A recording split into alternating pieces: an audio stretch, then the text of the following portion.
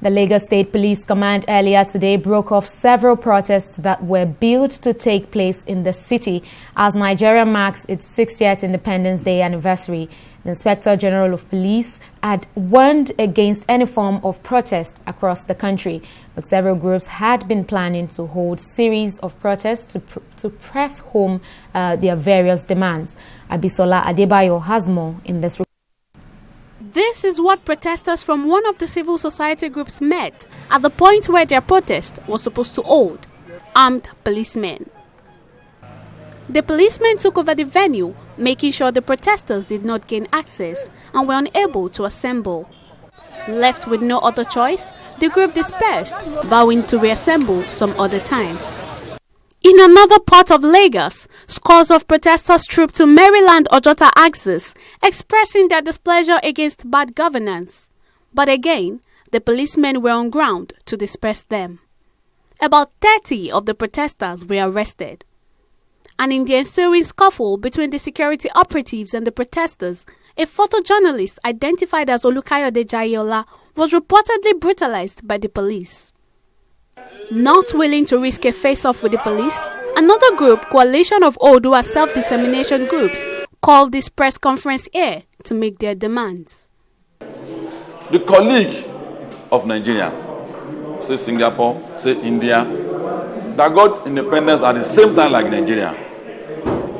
If you look at the rate at which they aspire and achieve a better life for their people, they are far ahead of Nigeria.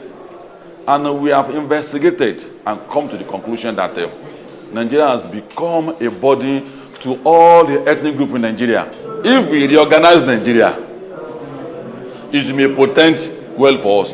But if we don't, we will get to a point in our life where every ethnic group will be holding another ethnic group responsible for their woes. The group leader also urged the government to find lasting solutions to the security and economic challenges plaguing the country. It's not an illegitimate to say that I don't want to be part of Nigeria again. What we are saying is that Nigeria will get to a point where a Yoruba man will hold another ethnic group responsible for his woe, and we are going to that point. We have been warning, we have been saying this. There are claims all over the country, and it is the way we run Nigeria that led to it. And political class still felt consciously or unconsciously that there's a magic they can perform with this structure.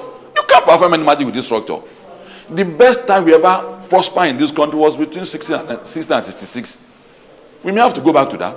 We may have to begin to talk about things. And if we don't talk about it, go to a point where Yoruba land, in fairness to us, is gradually becoming a low-scale war region, like other regions, killings every day. So if we get to a point that we have to wait, where it has become a popular consciousness, there's a need for it to be guarded.